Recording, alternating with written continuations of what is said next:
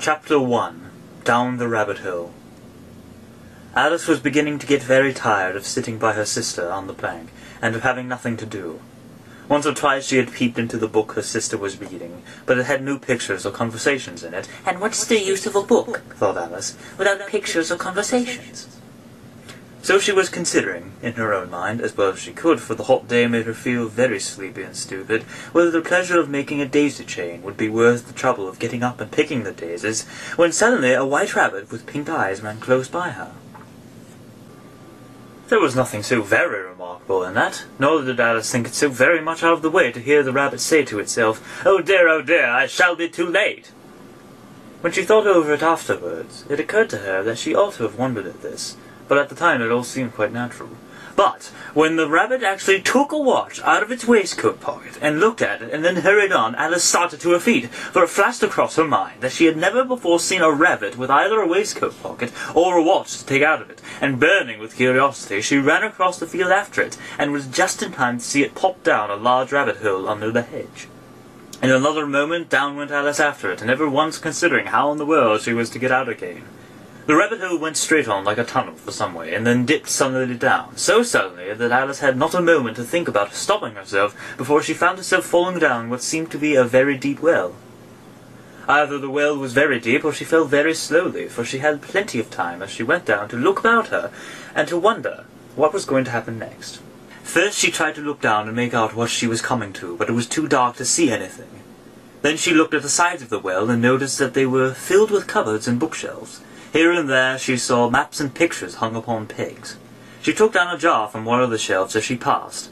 It was labelled Orange Marmalade, but to her great disappointment it was empty. She did not like to drop the jar for fear of killing somebody underneath, so managed to put it into one of the cupboards as she fell past it. "Well," thought Alice to herself, "after such a fall as this, I shall think nothing of tumbling downstairs. How brave they'll all think me at home. Why, I wouldn't say anything about it even if I fell off the top of the house." Which was very likely true. Down, down, down. Will the fall never come to an end? "I wonder how many miles I've fallen by this time," she said aloud. "I must be getting somewhere near the centre of the earth. Let me see, that would be 4,000 miles down, I think." For you see, Alice had learnt several things of this sort in her lessons in the schoolroom, and though this was not a very good opportunity for showing off her knowledge, as there was no one to listen to her, still it was good practice to say it over. "Yes, that's about the right distance, but then I wonder what latitude or longitude I've got to." Alice had not the slightest idea what latitude was, or longitude either, but she thought they were nice grand words to say. "I wonder if I shall fall right through the earth. How funny it'll seem to come out among the people that walk with their heads downwards. The antipathies, I think." She was rather glad there was no one listening, this time, as it didn't sound at all the right word. "But I shall have to ask them what the name of the country is, you know. Please, ma'am, is this New Zealand or Australia?" And she tried to curtsy as she spoke. Fancy curtsying as you're falling through the air. Do you think you can manage it? "And what an ignorant little girl she'll think me for asking. No, it'll never do to ask. Perhaps I shall see it written up somewhere." Down, down, down. There was nothing else to do, so Alice soon began talking again. "Dinah will miss me very much tonight, I should think." Dinah was the cat. "I hope they'll remember her saucer of milk at tea time. Dinah, my dear, I wish you were down here with me. There are no mice in the air, I'm afraid, but you might catch a bat, and that's very like a mouse, you know. But do cats eat bats, I wonder?" And here Alice began to get rather sleepy, and so went on saying to herself in a dreamy sort of way, "Do cats eat bats? Do cats eat bats? And sometimes Do bats eat cats?" For you see, as she couldn't answer either question, it didn't much matter which way she put it. She felt that she was dozing off, and had just begun to dream that she was walking hand in hand with Dinah, and was saying to her very earnestly, "Now, Dinah, tell me the truth. Did you ever eat a bat?" When suddenly, thump, thump, down she came upon a heap of sticks and dry leaves, and the fall was over. Alice was not a bit hurt, and she jumped up on her feet in a moment. She looked up, but it was all dark overhead. Before her was another long passage, and the white rabbit was still in sight, hurrying down it. There was not a moment to be lost. Away went Alice like the wind, and was just in time to hear it say as it turned a corner, "Oh, my ears and whiskers, how late it is getting!" She was close behind it when she turned the corner, but the rabbit was no longer to be seen. She found herself in a long, low hall, which was lit up by a row of lamps hanging from the roof. There were doors all round the hall, but they were all locked, and when Alice had been all the way down one side and up the other, trying every door, she walked sadly down the middle, wondering how she was ever to get out again. Suddenly, she came upon a little three-legged table, all made of solid glass.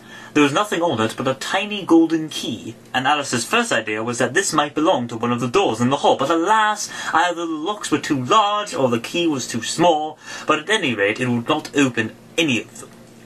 However, on the second time round, she came upon a low curtain she had not noticed before, and behind it was a little door about 15 inches high. She tried the little key and lock, and to her great delight it fitted. Alice opened the door and found that it led into a small passage, not much larger than a rat hole. She knelt down and looked along the passage into the loveliest garden you ever saw. How she longed to get out of that dark hall and wander about among those beds of bright flowers and those cool fountains, but she could not even get her head through the doorway. And even if my head would go through, thought poor Alice, it would be of very little use without my shoulders. Oh, how I wish I could shut up like a telescope. I think I could if only I knew how to begin. For you see, so many out-of-the-way things had happened lately that Alice had begun to think that very few things indeed were really impossible. There seemed to be no use in waiting by the little door, so she went back to the table, half hoping she might find another key on it, or at any rate a book of rules for shutting people up like telescopes.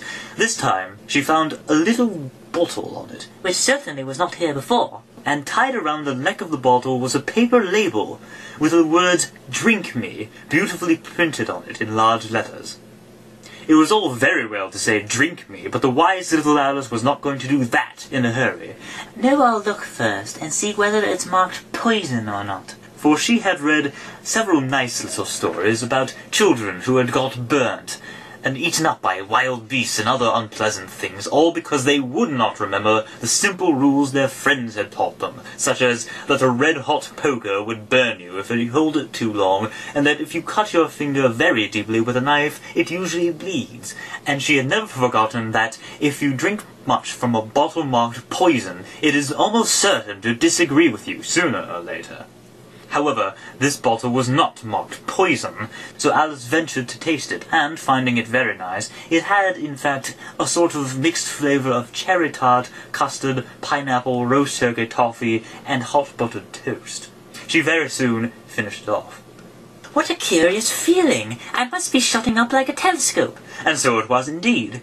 She was now only 10 inches high, and her face brightened up at the thought that she was now the right size for going through the little door into that lovely garden. First, however, she waited for a few minutes to see if she was going to shrink any further.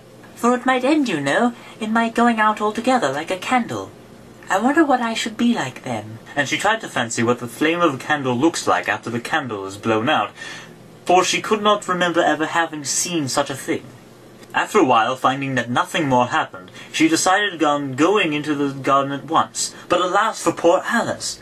When she got to the door, she found she had forgotten the little golden key, and when she went back to the table for it, she found she could not possibly reach it. She could see it quite plainly through the glass, and she tried her best to climb up one of the legs of the table, but it was too slippery. And when she had tired herself out with trying, the poor little thing sat down and cried. Come, there's no use in crying like that.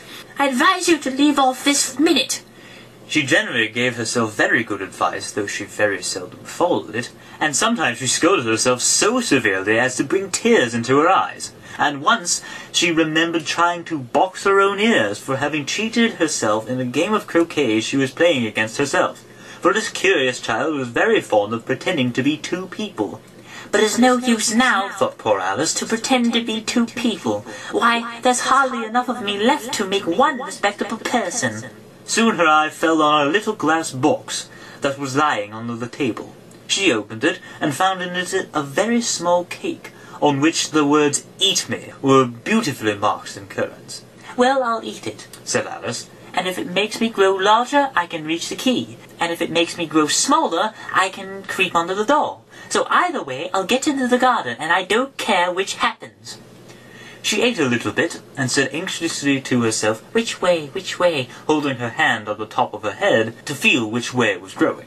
And she was quite surprised to find that she remained the same size. To be sure, this is what generally happens when one eats cake, but Alice had got so much into the way of expecting nothing but out-of-the-way things to happen that it seemed quite dull and stupid for life to go on in the common way. So she set to work and very soon finished off the cake.